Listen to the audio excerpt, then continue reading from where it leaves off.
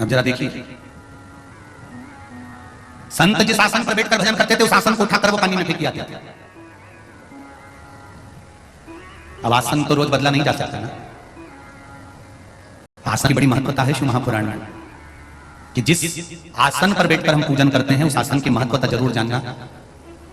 किसी दूसरे के आसन पर बैठकर अगर हम तप करते हैं, साधना करते हैं, पूजन करते हैं, तो जिसका वो आसन रहता है अपनी साधना का पूरा फल उस आसन वाले के पास पहुंच जाता है। इसलिए पूजन करते समय अपना खुद का आसन होना चाहिए, और अगर आसन नहीं है तो भगवान शंकर का नाम लेकर बैठो और शिव की पूजन कर कर स्मरण कर कर फिर जाइए, पर दूसरे के आसन पर बैठकर तप साधना नहीं करना।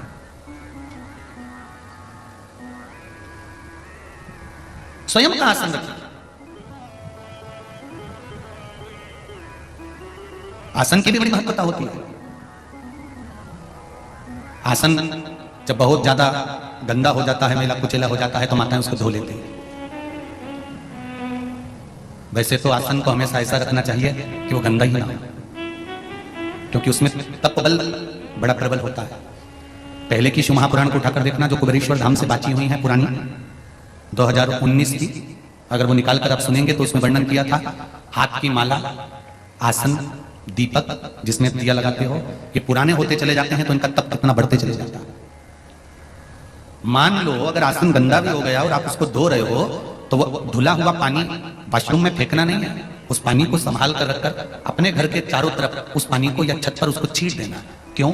उसमें तुम्हारे पूजन का, साधना का, भजन का तपबल उस आसन में आ जाता है। ये जो संत लोग पहले के समय में जो हाथ में जल लेकर श्राप दे देते थे, ये किस चीज के लिए दे देते थे? क्या कमंडल में जो जल रखा रहता था उस जल में इतना बल बढ़ जाता था कि वो जल लेते से फेंक देते तो श्राप दे देते थे? नहीं, कमंडल के जल में वो बल नहीं होता था, मुनियों के, संतों के, साधुओं के आसन में वो बल होता था। उस पर तप साधना करते थे, और तप साधना का जब बल बढ़ जाता था तो जो वस्तु हाथ में जल की लेते थे वो जल जब छींटते थे तो उस जल से श्रापित हो जाता था। ये आसन कोई साधारण होता है कि जब देखो जब बदल लो आसन को? मंदिर का दिया क्या साधारण होता है? जब देखो जब बदल लो मंदिर का दिया। गौमुखी और माला कोई साधारण होती है कि जब देखो जब बदल लिया?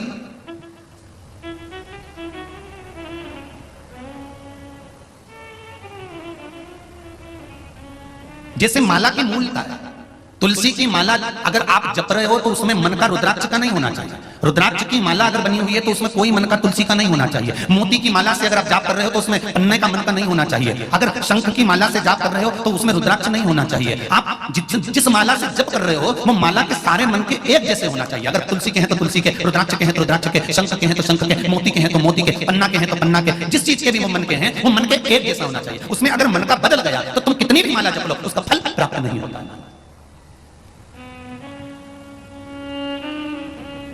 एक जैसा मन का होना चाहिए, उसका फल 1000 गुना हमें प्राप्त हो जाएगा। और अगर कोई मन का तुमने फैशन डिजाइन में बदलवा लिया कि नहीं हमको तो इसमें तुलसी की माला में रुद्राक्ष की माला का मन का लगा दो, या रुद्राक्ष में मोती लगा दो, या मोती में तुम्हें काम करो शंख लगा दो, या शंख की जगह तुम पन्ना लगा दो, पुखराज लगा दो, तो ये श्रेष्ठता नहीं करता हमारा।